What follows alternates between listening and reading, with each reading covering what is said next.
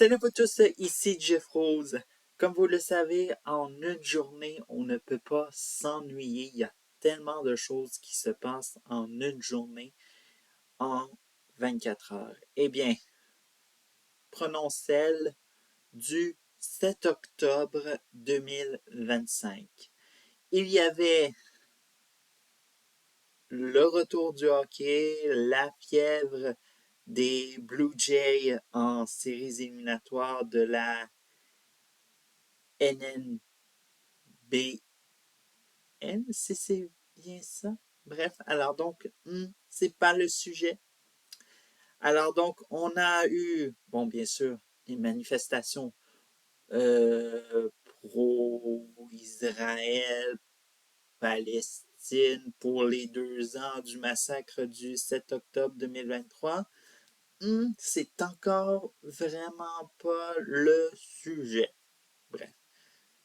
Mais aussi, on a eu ce que, bon, les médias ont scruté, hein, bien sûr, hein, la rencontre de le premier ministre du Canada, Mark Carney, avec le président des États-Unis, Donald Trump, à la Maison-Blanche, c'est un petit peu pas le bon sujet et c'en est un peu relié. Parce que, évidemment, il y a beaucoup de choses qui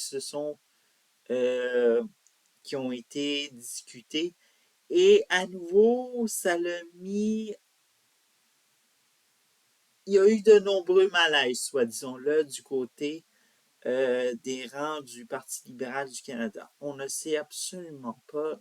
euh, c'est absolument étonnant à quel point que les rangs du Parti libéral ont de la misère à s'acclimater alors que Mark Carney est à la tête du parti depuis ce printemps. Bref. Alors donc, il y a eu Keystone XL qui a émergé à nouveau, bien sûr. Alors donc, il y en a certains que pour eux, je sais pas, là, ici, l'environnement, là, ici fait ça, puis disons que la ministre fédérale de l'Environnement a été très silencieuse. Mais pour, soi-disant-le, euh, Steven Guilbeault, hein, bien sûr. Alors donc, je ne sais pas pourquoi les médias parlent encore à lui au niveau des sujets environnementaux, alors que lui doit s'occuper de l'identité canadienne et des langues officielles. Bref. Autre chose, évidemment, ça, cette fois-ci, c'est pas une discussion qui a été faite entre Carney et Trump, mais il y a encore des malaises de multiples genres. Et un exemple fatal, c'est, soi-disant-le, comme vous le savez très bien, en septembre, Mark Carney est en voie de déposer un projet de loi visant à protéger les édifices religieux et culturels. Bref, ce qui veut dire les lieux de culte, les centres, ainsi que les écoles qui en sont reliées et tout ça. Bref, c'est un député d'arrière-ban, cette fois-ci, qui s'est manifesté, et il s'agit de John Paul Danko. John Paul Danko, député de Hamilton West Ancaster Dundas. Et on sent qu'il a un très gros malaise où il est en désaccord de vouloir avoir une loi qui protège les édifices religieux et culturels. Puisque lors d'un débat à la Chambre des communes, M. Danko a dit sans gêne que les églises brûlées à travers le Canada, et ça, phénomène depuis 2021, imaginez-vous, c'est une théorie du complot de droite. Oui, vous avez très bien entendu. alors que ça fait depuis 2021, alors donc Justin Trudeau était au pouvoir et tout ça, et qu'il a cité que c'était, soit disons-le, des obsessions des médias alternatifs, des gens de droite, etc. Assistons-nous véritablement à, soit disons-le, bref, faut-il faut-il avoir un autre projet de loi à déposer, soit d'interdire, soit disons-le, la pensée sélective. Hein?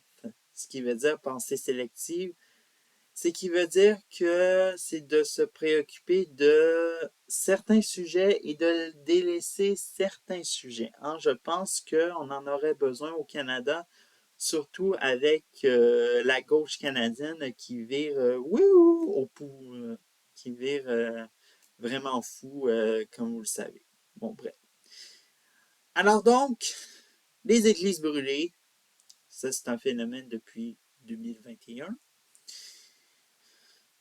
Il y en aurait une centaine qui ont été brûlées euh, de 2001 à aujourd'hui, ce qui veut dire sur une période de 4 ans.